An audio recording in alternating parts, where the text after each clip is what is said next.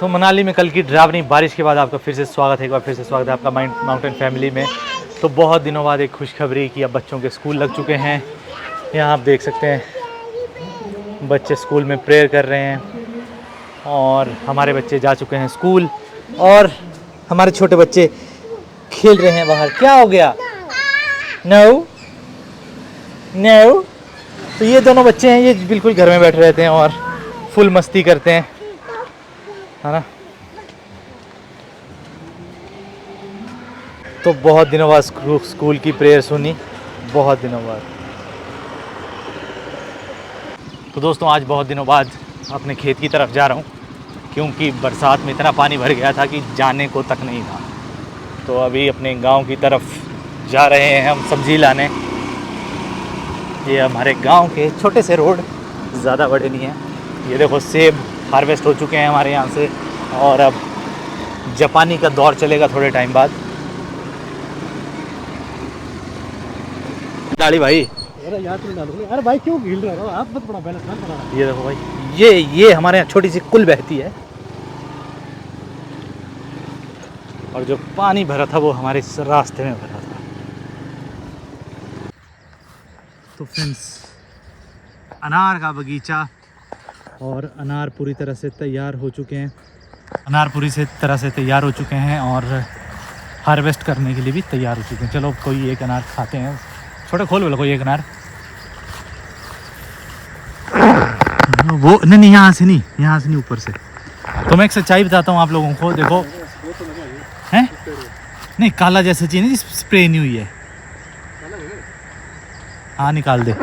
तो देखो यार, जितने ज़्यादा रेड होंगे, जैसे ये देखो इसमें ज़्यादा दाग नहीं है। तो बाकी जितने भी ये कमर्शियल यूज़ होते हैं उनके लिए देखो स्प्रे की जाती हैं, क्योंकि जितने भी कंज्यूमर होते हैं उनका यही कहना है कि भाई जब तक दिखेगा नहीं लाल तब तक हम लेंगे नहीं। तो एक ट्रिक बताता हूँ मैं आपको। जो भी बाज़ार में आते हैं सस्ते थोड़े काले से अनार, वो खाओ, अंदर से लाल होते हैं यार। आपको छिलकों से क्या मतलब है, होना तो मतलब अंदर से चाहिए। ये हमारा देसी घिया।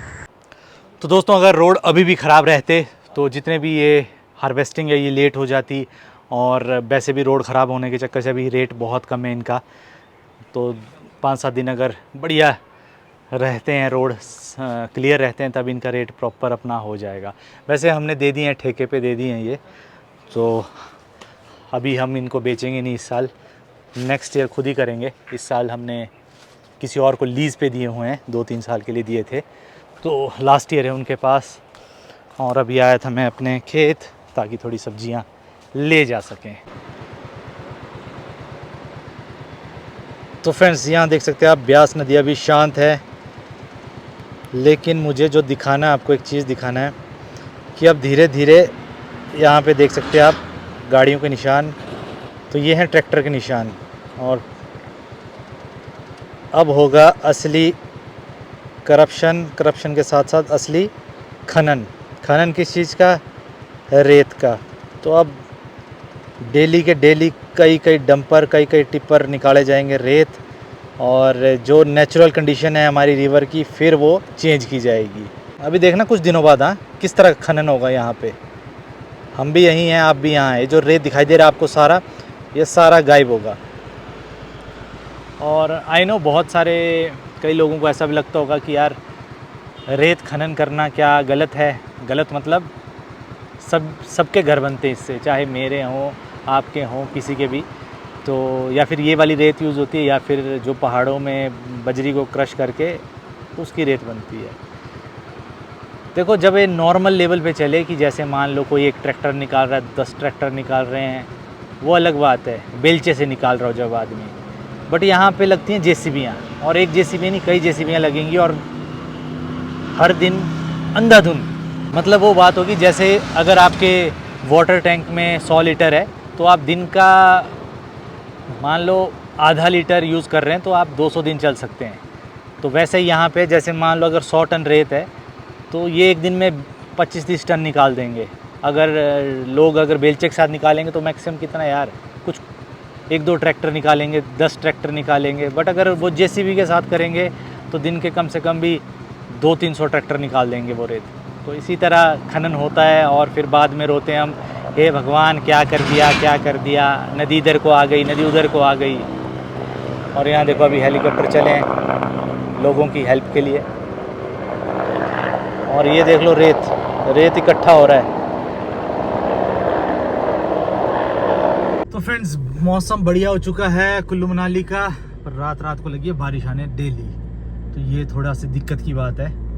अब हमारे सामने एक और प्रॉब्लम आ चुकी है बिजली की, कि लाइट नहीं है। उसका रीज़न ये है कि मनाली में तो वैसे भी नहीं है। मनाली में पहले वहीं पे प्रोजेक्ट की आती थी मनाली के नज़दीक, और उसके बाद आती थी बजौरा से, लेकिन मनाली को सिर्फ अभी एक ही लोड आ रहा है, जो कि है आपका बजौरा से आ रही है बिजली, जो मेरे घर के पास। और पूरा इस टाइम कुल्लू डिस्ट्रिक्ट को यहीं से जा रही है। और हमें कहाँ से आती है? हमें आती नीचे सलापड़ से बाय थलौट होके। तो थलौट में एक पोल है जो बड़े वाले आपके खंभे बिजली के, वो टूट चुका है। तो अब हमें भी शायद बिना बिजली के, बिना उसके रहना पड़ेगा। तो अभी ना बिजली है हमारे पास, और आई डोंट नो कब तक नहीं रहेगी बिजली। और बिना बिजली के ना बिजली होगा ना पानी होगा, क्योंकि मोटर चलेंगी नहीं।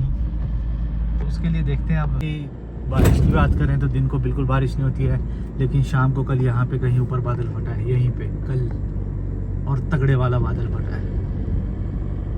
तो फ्रेंड्स पहले गया था मैं जनरेटर लेने, लेकिन जनरेटर मिला नहीं यहाँ पे, और अब जा रहा हूँ मैं कुल्लू, क्योंकि बिना बिजली के भाई कुछ नहीं कर सकते। जो हमारी मेन लाइन थी वो टूट चुकी है, जैसा कि मैंने आपको पहले भी बताया।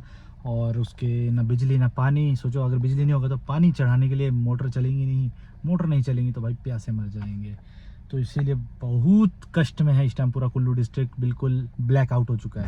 अभी तो दिन है, रात को लगेगा पता कैसा ब्लैक आउट। तो फ्रेंड्स ये देखिए आजकल मौसम साफ है, लेकिन मौसम साफ होने के बावजूद भी हम बिल्कुल अंधेरे में हैं, क्योंकि लाइट नहीं है। और जो ऑट में गिरा है, तो ऐसा जो मेन पोल है ना, ये वाला ऐसा गिरा हुआ है। हाँ ये भी है, इधर भी है, देख लो कुछ ऐसे पोल गिरे हैं। और ये है हमारा बजौरा का पावर हाउस, जो कि पूरे मनाली को सबको यहीं से जाती है पावर। तो सोच लो हम बजौरा वाले कितने इंपॉर्टेंट हैं।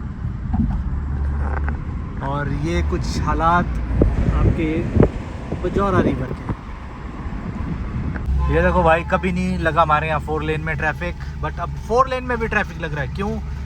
क्योंकि जगह जगह पे जो कल यहाँ कहीं कहाँ फटा है कल बादल। तो दोस्तों अभी जो कऊधार वाला है आगे, वहाँ पे पूरे का पूरा वो आया है, कल बादल फटे हैं। 4 लेन भी बंद है। जाओ कुल्लू टू मनाली 4 लेन भी बंद है। अब यहाँ से पहले कुल्लू जाना पड़ेगा मेन, उससे पहले वहीं से आए हम, पहले वहाँ ट्रैफिक था, अब फिर वापस आना पड़ रहा है। क्या कसम से ये हालात क्या है यार, सच में क्या है ये वही है जो DPR बनाने वाले पैसे खा के बैठे हैं। देखो तुम्हारे चक्कर से कितना प्रॉब्लम हो रही है।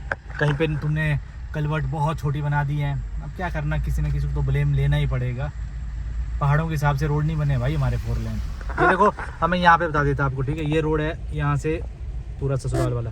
ये देखना कर्व किस तरह का, फालतू में कर्व दिया है। जिसने अगर ज़मीनें लगानी है तो बिल्कुल सीधा बना सकता था। यहाँ पे कोई बिल्डिंगें नहीं थी, कुछ नहीं थी, बट इन्होंने फालतू में यहाँ से ऐसे घुमा के, ऐसे ऊपर नीचे करके पूरा वो कर दिया है। इसे कहा जाता है पैसा कैसे खाया जाता है। यहाँ भी भाई बुरी तरह से ट्रैफिक है, बिल्कुल मन नहीं कर रहा हिसाब से जाने का। क्या किया जाए, कुछ नहीं कर सकते। पहले इधर से आ रहे थे, वहाँ पे ट्रैफिक, फिर उधर से गए, वहाँ पे भी ट्रैफिक, फिर वापस इधर आए, फिर ट्रैफिक। जिंदगी सीरियसली अस्त व्यस्त हो गई है, और घर में पानी है नहीं, चार्ज नहीं हो रहा, और गर्मी लग रही है भाई। वहाँ देखो यार, बहुत लोगों को लाइट नहीं, तेरे को AC चाहिए। अपने शौक है भाई, नवाबों के शौक है, नवाब। मेरे भाई बहुत गर्मी। तो फ्रेंड्स अभी 4 लेन बंद है बिल्कुल, और जितनी भी गाड़ियाँ आ रही हैं। और चलो एक और सवाल, क्योंकि बहुत सारी गाड़ियाँ, देखो पूरे का पूरा ट्रैफिक जैम है मेन, तो 4 लेन से गाड़ियाँ बंद है, सारी गाड़ियाँ यहीं से आ रही हैं। उसका एक रीज़न तो आपको पता ही है क्यों, लेकिन मैं जो कहना चाहता हूँ ना, कई लोग बोलते हैं कि भाई ओवर डेवलपमेंट हो गई है हिमाचल में, ऐसा है वैसा। देखो हमें बात करना बड़ी अच्छी लगती है लोगों को, या हमें भी, कि ऐसा हो गया भाई, डेवलपमेंट ज़्यादा कर दी। एक बात बोलूँ, अगर 4 लेन नहीं बनता ना, हमारे पुराने रोडों की कैपेसिटी नहीं है कि वो इतना ट्रैफिक होल्ड कर सकें। अब ट्रैफिक का क्या कारण है, हर कोई गाड़ियाँ ले रहे हैं। बड़ा आसान हो जाता है बोलना कि भाई आप यहाँ इतनी बड़ी बड़ी बिल्डिंगें कंस्ट्रक्ट कर रहे हैं, इतना वो कर रहे हैं। देखो भाई, जिसके पास होता है वो करेगा ही करेगा, और जिसके पास पैसा होगा वो गाड़ी भी लेगा। अब एक गाड़ियों की वजह से इतना ट्रैफिक लगता है यहाँ पे कि क्या बताएं। तो उसके लिए डेवलपमेंट तो चाहिए, तो इसीलिए हम डेवलपमेंट से भाग नहीं सकते। अगर 4 लेन बंद कर दो इस टाइम बिल्कुल, भाई यहाँ से हम कुल्लू पहुँचना मुश्किल हो जाएगा, हॉस्पिटल पहुँचना लोगों को मुश्किल हो जाएगा। क्योंकि बहुत सारे मैंने ऐसे भी देखे कमेंट करते हुए कि भाई क्यों बनाया आपने 4 लेन, क्यों ऐसा कर दिया, 4 लेन के लिए नहीं बनाना चाहिए था। भाई अगर 4 लेन नहीं बनाते, यहाँ से चंडीगढ़ जाने वाले को पूछो पहले कितना वक्त लगता था। तो वो भी ज़रूरी है। अब क्या करना, जिनके पीजीआई जाना पड़ता है, भाई कितने चक्कर हो। अगर पुराने वाले रोड से पीजीआई जाओ, आदमी मरीज़ तो ऐसे ही पहुँचते ही ऊपर पहुँच जाएगा। तो इसीलिए डेवलपमेंट भी ज़रूरी है। लेकिन यहाँ पे एक चीज़ मैं ऐड करूँगा कि भाई वहाँ पे करप्शन नहीं होना चाहिए। जैसे 4 लेन में पता नहीं कितना करप्शन हुआ, बहुत ज़्यादा करप्शन हुआ है। ऐसे सांप जैसे बना दिए हैं, कच्चा काम किया है, हर साल वो फिर से काम करेंगे। उस चीज़ पे नज़र होना बहुत ज़रूरी है भाई। ऐसे ही चलेंगे नहीं तो ट्रैफिक में 10 किलोमीटर पहुँचने के लिए भी 2 घंटे लगेंगे हमें। और आजकल बीच बीच में ज़्यादा तो नहीं, कुछ एक बोलते हैं भाई आप सीट बेल्ट नहीं पहनते, जब आप कहीं जाते हो कई बार सीट बेल्ट नहीं पहनते। तो भाई देखो, जहाँ पे बिल्कुल सिक्योर होता है, बिल्कुल सेफ़ होता है, वहाँ पे सीट बेल्ट पहन लेता हूँ। बट जहाँ पे ऐसा है ना, कभी भी पता नहीं कहाँ से कुछ गिर जाए, कभी भी भाई जंप मारना कभी पड़ सकता है। इसीलिए ज़िंदगी बड़ी है। हाँ, और यहाँ पे सीरियसली ना पुलिस वाले कोई भी नहीं पहनते, उनको पता है भाई यहाँ पहाड़ों का क्या रूल, पहाड़ों के रूल कुछ अलग होते हैं। 1 सेकंड से जान बच सकती है, 1 सेकंड से जान जा सकती है। अब मान लो गलती से कुछ एकदम पेड़ आ जाए ऊपर से, मैं यहाँ ऐसे खजल हो गया, ये दबेगा नहीं, कुछ नहीं होगा, फंस गया गाड़ी में। तो इसलिए भाई डर लगता है। ये एक रियलिटी है। जब मौसम ठीक हो जाएगा तब मैं बढ़िया करके पहन लेता हूँ।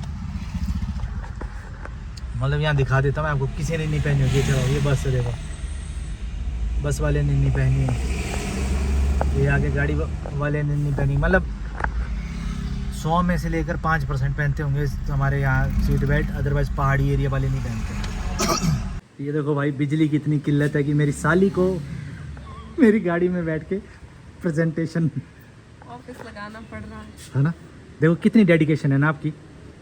तो इस टाइम कुल्लू बिल्कुल ब्लैकआउट हो चुका है, लाइट कहीं पे भी नहीं है। तो फिर अपना जुगाड़ जो ये है, खोल ले इसको, ये अपना असली जुगाड़ देखो। गाड़ी से आप एटलीस्ट लैपटॉप वगैरह चार्ज कर सकते हैं और लगा प्रेजेंटेशन।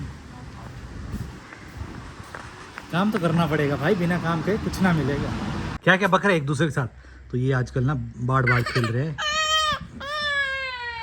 ये इसका पापा बना है, ये इसकी बेटी है, और बोल रहे मेरी बीवी बह चुकी है ना। कहाँ बह चुकी तेरी बीवी? अच्छा, और क्या करना, टीवी नहीं है, लाइट नहीं है, तो बच्चों को आपस में खेलना पड़ेगा। खेलो अच्छा है, ठीक है। कभी कभी लाइट नहीं होनी चाहिए घर में, आपको लगना चाहिए पता कि टेक्नोलॉजी के बिना कैसे रहना है। देखो एक दिन तो सभी कर लेंगे मैनेज बिना बिजली के, पर कल से देखना कितनी मुश्किल होगी। हाँ पापा, मजा आ रहा है मासी के साथ, मजा आ रहा है खेलने के हैं? इसके लिए हमें पंप चाहिए। बट मेरे पास तो पंप है नहीं। नो बोलो मनु, नो। बोल यस है, बोल हमारे पास। क्या खा रहा है शिवम तू? शिवम क्या खा रहा है? शिविका तू क्या खा रही है?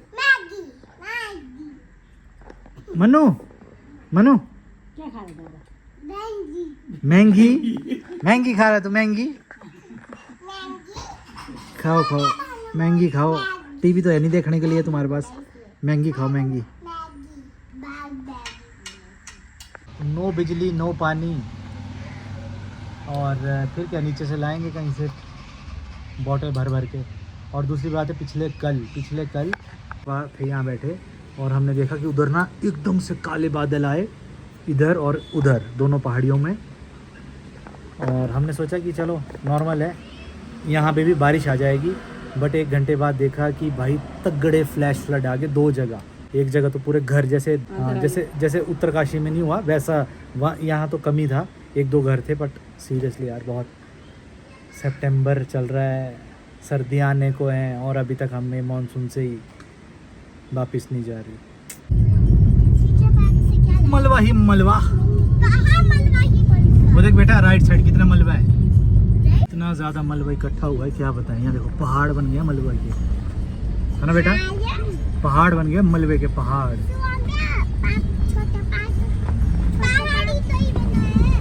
अभी भी नाला बह रहा है कंटिन्यूस, यहाँ भी मलबा, यहाँ पे भी मलबा, है ना। चलो लेट्स गो। तो शिवोहम के नाना के घर के सामने ही है, और यहाँ पे शायद बिल्डिंग बना रहे थे, पिलर खोदे हुए थे, वो सब भर गए मलबे से, तो बहुत नुकसान हुआ रे। और तुम कहाँ चले सारे बच्चों? ये देखो इन गलती से मुझे देख लिए जाते हुए। बेटा तू बैठ जा, तेरे को बढ़िया करके सीट बेल्ट बनाई, नीचे बैठ चुपचाप, चल ज़्यादा क्यों मामा बने, चल नीचे बैठ। हाँ तो इन्होंने मेरे को देख लिया घर से निकलते हुए, और बस फिर क्या, फिर पापा पापा चिल्लाते हैं, चलो हमें भी ले चलो, हमें भी ले चलो। जर्नेट तू जेन सेट लेके आ गया हूँ मैं तेरे नानू जी के लिए बेटा, क्यों बता? क्योंकि अब कीवी का देख हार्वेस्टिंग हो रही है, तो अब हार्वेस्टिंग रात को भी होगी, तो यहाँ लाइट नहीं है, तो बिना लाइट के कैसे करेंगे काम, है ना, है ना मनु? हाँ तो उसके लिए क्या चाहिए? जेन सेट, जनरेटर चाहिए, लाइट बिजली पैदा करने वाला। चलो चेक करें।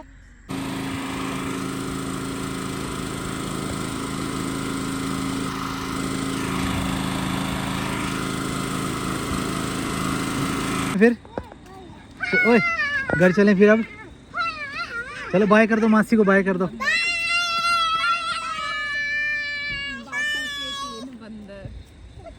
एक तो बंदरी होगी ना, दो बंदर एक बंदरी है। जो एक करेगा वही करेगा सारा। ये चल पड़े भाई अपने मनस्विन वापिस घर। ये टचा का एक रखे थे पर खोल के। अंधेरे में रहना कुछ ऐसा लग रहा है, ये जितनी भी लाइटें हैं ना वो सारी सोलर है, और मुझे अंधेरे में रहना बिल्कुल पसंद नहीं है। और बेचारे इन किचन में भी मुश्किल हो रहा है, इनके लिए कुछ जुगाड़ करना पड़ेगा। तो फ्रेंड्स आई डोंट नो कब तक ऐसे अंधेरे में रहना पड़ेगा। तो सोलर लाइट जली है, और अपना इन्वर्टर भी जला उधर। थोड़ी देर का मेहमान है अपना इन्वर्टर भी। तो सबसे बड़ी दिक्कत क्या हो रही है अभी? पानी भरने की। टंकियों में पानी नहीं है, और अगर टंकियों में पानी नहीं होगा तो समझ रहे हो सुबह के सारे काम मुश्किल हो जाएंगे, तो पानी भर के लाने पड़ेंगे। अब यहाँ पे एक्चुअली क्या था, पहले के टाइम में आज से 10 साल पहले बोरवेल होते थे और उसमें हैंडपम्प लगा होता था। अब क्या होगा, मैक्सिमम जगह मोटर लग गई हैं, और अगर मोटर लग गई हैं तो वो नहीं है, क्या बोलते हैं, मोटर लग गई है तो उसको सप्लाई चाहिए और पावर है नहीं। तो दिन को जो जनरेटर था वो ससुर जी ने मंगाया था, प्रकृति के पापा ने, क्योंकि कीवियों को पैकिंग चल रही थी भाई। आजकल मतलब कीवी का सीज़न चालू हो गया और रात दिन काम करना पड़ता है, तो उसके लिए वो था।